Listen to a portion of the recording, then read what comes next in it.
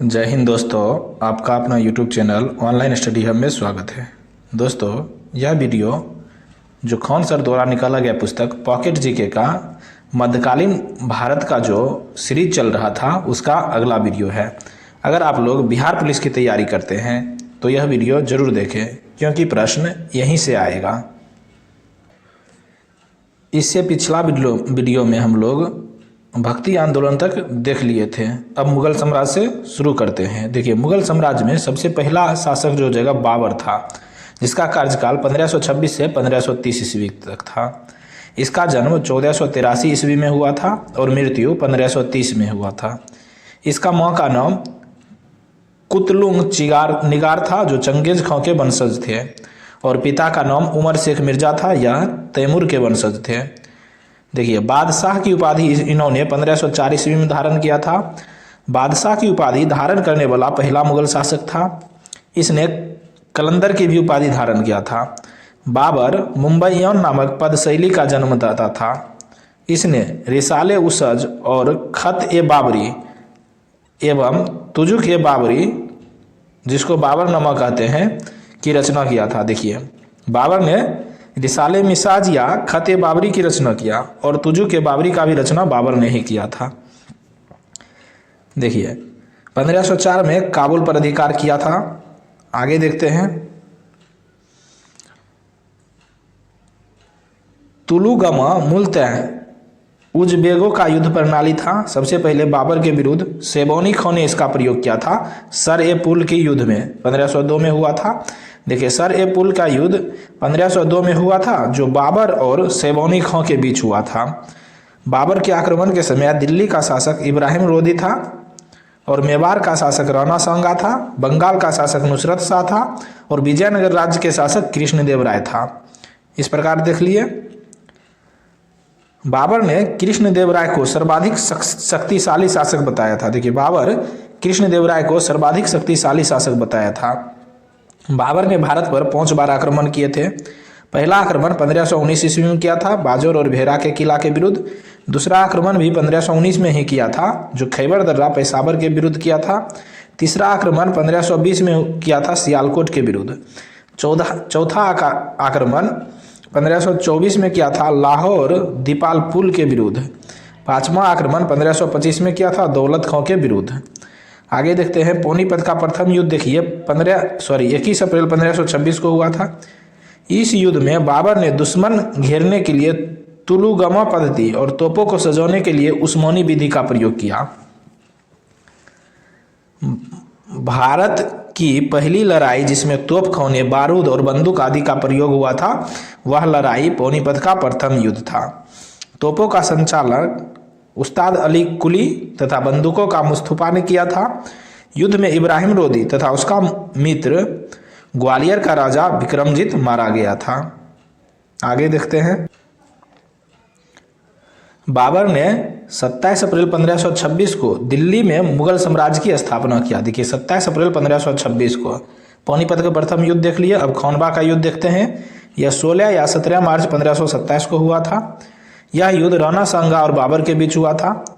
खानवा के युद्ध के समय बाबर ने जिहाद का नारा दिया था और सैनिकों को तमगा और व्यापारिक कर से मुक्त कर दिया था। इस युद्ध में हसन खां मेवाती, महमूद लोदी, आलम खां लोदी ने राणा सांगा का साथ दिया था। बाबर की ओर से तुलुगमा के इंचार्ज मलिक कासिम मुनीम अतका थे। खानवा युद्ध में विजय के बाद बाबर ने गाजी का खिताब धारण किया था। हुमायूं को बदश खां का प्रशासन संभालने की जिम्मेदारी दी थी। खानवा का युद्ध देख लिए। अब चंदेरी का युद्ध देखते हैं। देखिए, चंदेरी का युद्ध 29 जनवरी 1528 को हुआ था। बाबर और मेदिनी राय के बीच हुआ था। चंदेरी मालवा और बुंदेलखंड की सीमा पर था। चंदेरी को जीतने के बाद इसे अहमद शाह को दे दिया तथा मुल्ला अफाक को यहाँ का सिकदार बना दिया गया। देखिए, चंदेरी देख लिए। अब घाघरा का युद्ध देखते हैं। देखिए, घाघरा का युद्ध 6 मई 1529 को हुआ था। बाबर और अफगानों के बीच हुआ था। मध्ययुगीन शासक इतिहास का यह पहला युद्ध था जो जल और थल दोनों पर लड़ा गया था। देखिए, झल और थल दोनों पर लड़ने वाला युद्ध घाघरा का युद्ध था। यह बाबर का अंतिम युद्ध था। बाबर ने बंगाल और अफगानों की संयुक्त सेना को पराजित किया। युद्ध में विजय के बाद बंगाल नुसरत शाह को वापस कर दिया। अब देखते हैं, बाबर की मृत्यु 26 दिसंबर 1530 को आगरा में हुई। उसे आगरा के चारबाग यानी अरम बाग में दफनाया गया। शेर शाह के शासनकाल में बाबर की विधवा पत्नी मुबारक यूसुफ जई और उसकी अस्थियों को काबुल ले गए। किसके शासनकाल में? शेर शाह के शासनकाल में। बाबर ने काबुल में चौंदी का सिक्का, शाहरुख और कंधार में बाबरी नामक सिक्का चलाया। देखिए, शाहरुख और बाबरी नामक सिक्का बाबर ने चलाया। उसके सिक्कों पर एक तरफ कलमा और चारों खलीफाओं का नाम अंकित होते थे, दूसरी तरफ बाबर का नाम और उपाधि अंकित रहती थी। बिहजाद बाबर का समकालीन चित्रकार था। देखिए, बाबर का चित्रकार बिहजाद था। बाबर को जीवनी लेखकों का राजकुमार कहा जाता है। देखिए, जीवनी लेखकों का राजकुमार बाबर को कहा जाता है। तुजुक ए बाबरी सर्वप्रथम फारसी अनुवाद अकबर के समय पायंदा खां ने किया था। अब्दुल रहीम खाने खाना ने भी इसका फारसी में अनुवाद किया था। फारसी में से अंग्रेजी में अनुवाद जो हो जाएगा लीडन अर्कसन ने 1826 में किया था। मूल तुर्की भाषा से अंग्रेजी अनुवाद मेडम बैबरीज ने 1905 में किया था। देखिए, बाबर द्वारा लड़े गए युद्ध दिया गया है एक संक्षेप में। यह क्रम भी पूछ देता है कभी कभी, पहले कौन हुआ, फिर कौन, दूसरा, तीसरा, चौथा। देखिए, पहले पानीपत का प्रथम युद्ध हुआ था 21 अप्रैल 1526 को। यह युद्ध इब्राहिम लोदी और बाबर के बीच हुआ था, जिसमें बाबर विजयी हुआ था। दूसरा युद्ध 17 मार्च 1527 को खोनबा का युद्ध हुआ था, राणा सांगा और बाबर के बीच हुआ था, जिसमें बाबर विजयी हुआ था। तीसरा युद्ध 29 जनवरी 1528 को हुआ था, चंदेली का युद्ध। यह मेदिनी राय और बाबर के बीच हुआ था, जिसमें बाबर विजय हुआ था। 6 मार्च 1529 को घाघरा का युद्ध हुआ था, जिसमें यह अफगान और बाबर के बीच हुआ था। नेतृत्वकर्ता अफगानी महमूद लोदी था, बाबर विजयी हुआ था। बाबर के बारे में इस प्रकार देख लिए। अभी हुमायूं के बारे में देखते हैं। देखिए, हुमायूं का कार्यकाल 1530 से 40 और 1555 से 56 के बीच था। इस बीच में शेरशाह सूरी ने शासन किया था दिल्ली पर। जन्म 1508 में काबुल में हुआ था। माँ हुमायूं की माँ का नाम महाअनगौं बेगम था, जो शिया धर्म से संबंधित था। हुमायूं एकमात्र मुगल शासक था जिसने अपने भाइयों में साम्राज्य का बंटवारा किया। देखिए, अस्करी को संभल दे दिया, हिंदाल को अलवर दे दिया, कामरान को काबुल और कंधार दिया था। मिर्जा सुलेमान, जिसको कजिन कहते हैं, उसको बदखां दिया था। हुमायूं का पहला सैनिक अभियान बुंदेलखंड में स्थित कालिंजर के विरुद्ध 1531 में हुआ था। इस अभियान का परिणाम संधि के रूप में निकला था। देखिए, उस समय कालिंजर का शासक प्रताप रुद्रदेव था। पूछ देगा, हुमायूं का पहला सैनिक अभियान किसके विरुद्ध था? तो बुंदेलखंड के विरुद्ध था 1531 ईस्वी में। अब हुमायूं के प्रमुख युद्ध के बारे में देखते हैं।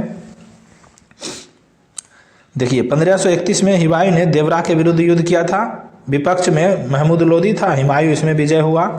1532 में चुनार का घेराव किया था हुमायूं ने। शेरशाह सूरी वहाँ का शासक था। यह संधि वार्ता के द्वारा यह समाप्त हुआ।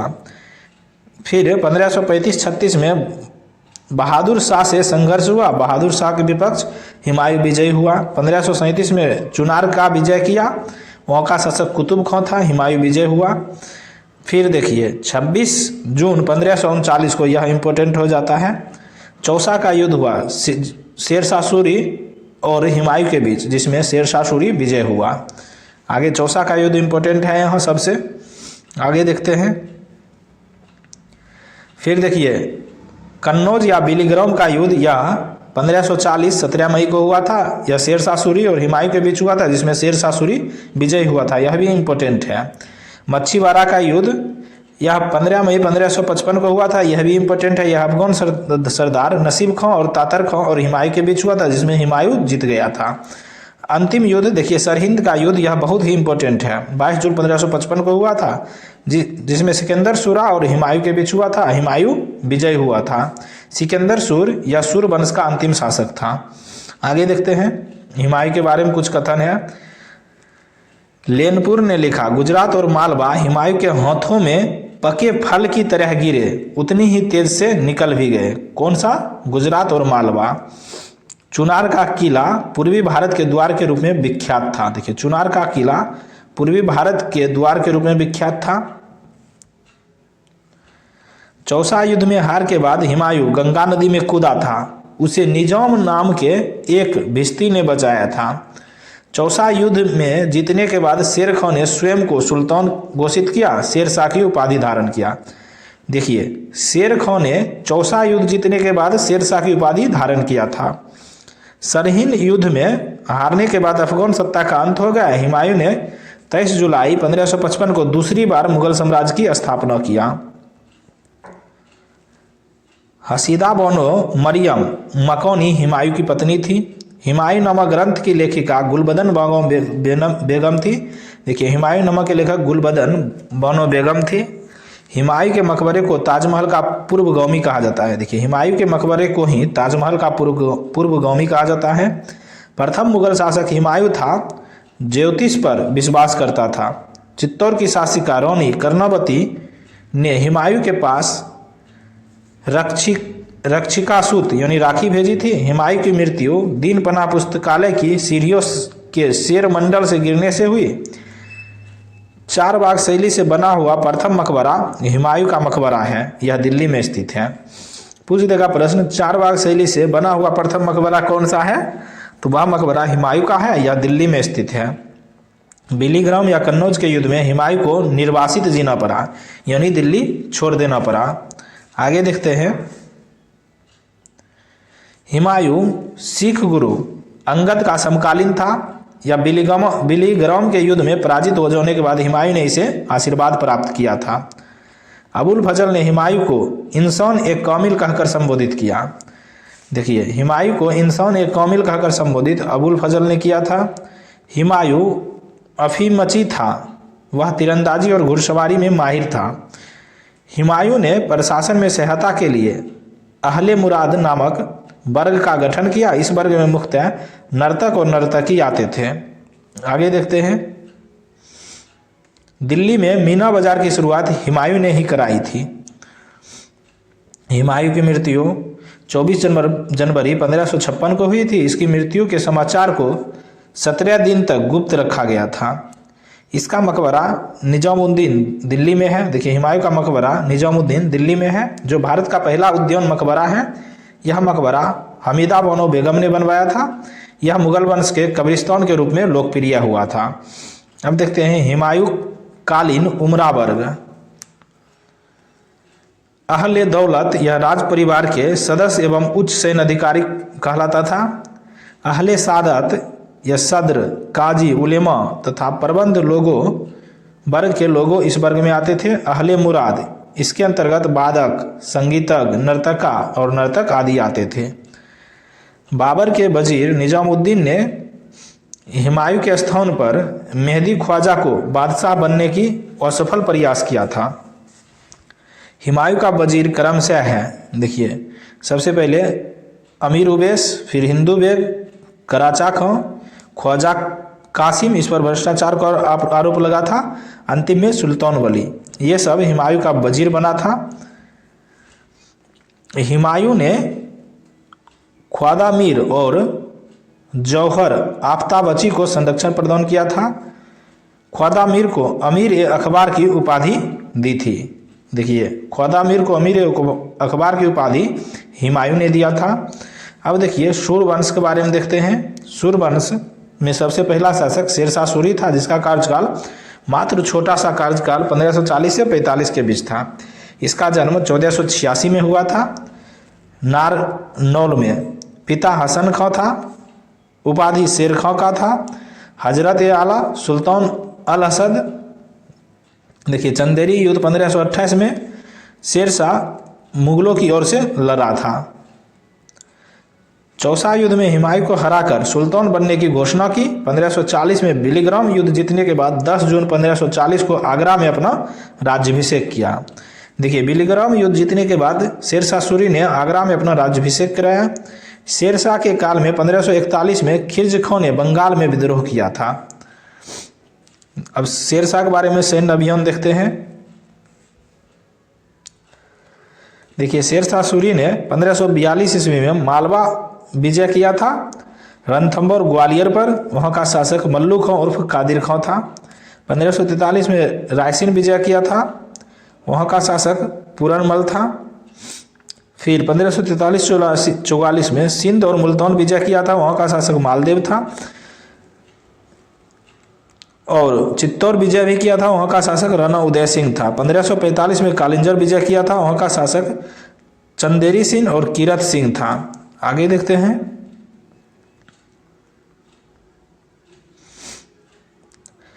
शेरशाह की प्रशासनिक व्यवस्था के बारे में इतिहासकार किन ने लिखा था?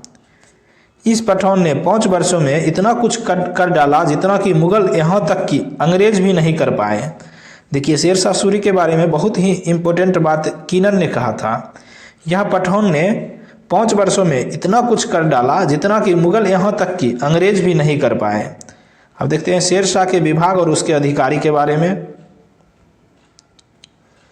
देखिए, दीवान विजारत यह जो था शेरशाह के समय आय विभाग था, उसके अधिकारी वजीर होते थे। दीवान आरिज यह सैन्य विभाग था, उसके अधिकारी आरिज मुबारिक होते थे। दीवान रसातल यह विदेश विभाग था। दीवान इंसा यह सचिवालय था, उसके अधिकारी दीवान मुबालिक होता था। दीवान काजा यह न्याय विभाग था, उसके अधिकारी काजी कहलाते थे। दीवान बरीद यह गुप्तचर विभाग था, गुप्तचर विभाग के अधिकारी बरीद मुबारिक कहलाता था। दीवान समन यह शाही परिवार का प्रभारी था। आगे देखते हैं। प्रांतीय प्रशासन सूबेदार और फौजदार के अधीन था। शेरशाह के साम्राज्य 47 सरकारों में विभक्त था, जिसमें 19 सरकारें केवल बंगाल में ही थी। सरकार सिख का प्रशासन सिकदार और सिकदारा तथा मुंसिफा के अधीन था। प्रत्येक सरकार को परगनों में विभाजित किया गया था। परगने के अधिकारी सिकदार होता था। इसके अलावा परगने में एक मुंसिफ, एक फौजदार, 2 लेखाकार भी होते थे। आगे देखते हैं। प्रशासन की सबसे छोटी इकाई जो था वह ग्राम था। ग्राम का अधिकारी मुकद्दम या मुखिया कहलाता था। यह इंपॉर्टेंट है। ग्राम स्तर पर ही कृषकों की भूमि तथा उपज का ब्यौरा रखने वाले अधिकारी पटवारी होता था। साम्राज्य को देखिए प्रांत में बांटा गया। प्रांत को सरकार में, कई सरकार मिलकर परगना, फिर परगना मिलकर ग्राम बनता था। यह उल्टा हो गया। देखिए, ग्राम मिलकर परगना, परगना मिलकर सरकार, सरकार मिलकर प्रांत, प्रांत मिलकर साम्राज्य बना। शेरशाह ने घोड़े को दागने तथा सैनिक का हुलिया लिखने की प्रथा का अनुसरण किया। शेरशाह सूरी को अकबर का पूर्वगामी कहा जाता है। देखिए, अकबर का पूर्वगामी शेरशाह सूरी को कहा जाता है। ब्रिटिश सरकार ने मुद्रा के प्रचलन की प्रणाली को शेरशाह सूरी से अपनाया था। भारत में डाक सेवा का प्रचलन एवं रुपये सिक्के का सर्वप्रथम शेरशाह सूरी ने चलाया था। प्रशासनिक सुधारों की दृष्टि से शेरशाह सूरी को महानतम सम्राट माना जाता है। शेरशाह सूरी का बहुत ही इम्पोर्टेंट कथन है, मैं एक मुट्ठी भर बाजरे के लिए पूरे हिंदुस्तान की बादशाहत खो बैठता। यह कथन शेरशाह सूरी ने मारवाड़ युद्ध में कही थी। देखिए, जब मारवाड़ युद्ध आक्रमण किया था उस समय शेरशाह सूरी ने कहा था, मैं एक मुट्ठी भर बाजरे के लिए पूरे हिंदुस्तान की बादशाहत खो बैठता। शेरशाह सूरी की मृत्यु कालिंजर अभियान 1545 ईस्वी में एक विस्फोट के द्वारा हुई। उस समय वहाँ का शासक कीरत सिंह था। देखिए, शेरशाह सूरी का अंतिम आक्रमण जो था वह कालिंजर अभियान था। यह 1545 में किया था। वहाँ का शासक कीरत सिंह था। कालिंजर किला उत्तर प्रदेश में है। दरोगा एक डाक चौकी विभाग का गठन शेरशाह सूरी ने किया था। शेरशाह के काल में अलग से पुलिस व्यवस्था नहीं था। शेरशाह बुधवार के दिन न्याय के लिए स्वयं बैठता था। आगे देखते हैं। शेरशाह की भू राजस्व व्यवस्था रैयतबारी व्यवस्था की तरह थी, जिसमें किसानों से सीधा संपर्क किया जाता था। शेरशाह ने भूमि की पैमाइश कराने के लिए अहमद खां को नियुक्त किया था। भूमि मापन में गज या सिकंदरी का प्रयोग होता था। 1 बीघा बराबर 3600 वर्ग गज। मुल्तान, मालवा, राजस्थान, पश्चिमी पंजाब की भूमि की पैमाइश नहीं थी। उपज के आधार पर भूमि को 3 श्रेणी उत्तम, मध्यम, निम्न में बांटा गया था। लगान की दौर औसत उपज का 1/3 भाग था। मुल्तान से उपज का 1/4 भू राजस्व लिया जाता था। भू राजस्व की वसूली मुकद्दम करता था। आगे देखते हैं। जरीमाना यह सर्वेक्षण शुल्क था जो 2.5% महासिलाना, देखिए 2.5% लिया जाता था। महासिलाना यह कर संग्रह का शुल्क था जो 5% लिया जाता था। भू राजस्व के अतिरिक्त 2.5% अतिरिक्त कर के रूप में लिया जाता था, जिसका प्रयोग आपदा के समय सहायता कार्य के लिए किया जाता था। शेरशाह द्वारा चलाए गए सिक्के, सोने के अशरफ, देखिए सोने के अशरफ और चांदी का रुपया चलाया गया था 180 ग्रेन का। दाम, देखिए रुपये का 40वां भाग था। यह तांबा का रुपया था 380 ग्रेन का। अधौला यह तांबा, पावला तांबा का था, दमरी तांबा का था, जीतल तांबा का था। ये सब सिक्के शेरशाह सूरी द्वारा चलाया गया था। चांदी के रुपये और चांदी के रुपये और दाम का विनिमय अनुपात 1:64 था। जनता का आम सिक्का दाम था। शेरशाह के काल में 23 टकसालें थी। शेरशाह ने 1700 सरायों का निर्माण कराया। सराय की देखभाल करना सीकदार का कर्तव्य था। डॉक्टर कानूनगो ने सड़कों तथा सरायों को साम्राज्य की धमनियाँ कहा था। मलिक मोहम्मद जायसी शेरशाह के समय एक प्रमुख कवि था। उसने पद्मावत, अखरावट, आखिरी कलाम की रचना किया। देखिए अपना लोग जानते थे पद्मावत, इसमें 2 नई किताब लिखा गया है, अखरावट और आखिरी कलाम। इसकी रचना शेरशाह सूरी ने किया था, मलिक मोहम्मद जायसी ने किया था, जो शेरशाह के प्रमुख कवि था। महादेवी आंदोलन शेरशाह के काल में ही हुआ था। शेरशाह के बाद उसका छोटा पुत्र जलाल खां इस्लाम शाह की उपाधि के जलाल खां जो था इस्लाम शाह की उपाधि धारण करके शासन बना था। फिर देखते हैं इस्लाम शाह के विरुद्ध विद्रोह आजम, हिमायूं, नियाजी पंजाब में किया था। सुआजत खां मालवा में। शेख अलाई ने महदवी आंदोलन को लोकप्रिय बनाया। इस्लाम शाह ने, आगे देखते हैं, देखिए कह रहा है शेख अलाई ने महदवी आंदोलन को लोकप्रिय बनाया था। इस्लाम शाह ने शेख अलाई की हत्या करवा दिया था। इस्लाम शाह ने कानूनों के संहिता बंद करवाया था।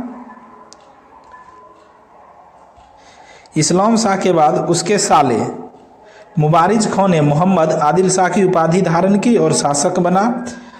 इसने प्रशासन का कार्यभार हेमू नामक बनगे को सौंप रखा था। बाद में इसे विक्रमाजीत की उपाधि दी गई थी। हुमायूं की वापसी के समय दिल्ली, पंजाब, आगरा पर सिकंदर शाह सूर का शासन था। यह मच्छीबारा का युद्ध 1556 में पराजित हुआ था। इस प्रकार हम लोग शेरशाह सूरी तक देख लिए। अब अगला वीडियो में अकबर से देखेंगे। अगर आप लोग बिहार पुलिस की तैयारी करते हैं तो अभी वर्तमान में बिहार पुलिस का 19,838 पदों पर बहुत ही ज़्यादा वैकेंसी आई है। इससे अच्छा अवसर फिर कभी मिले ना मिले, यह अवसर जाने नहीं दे।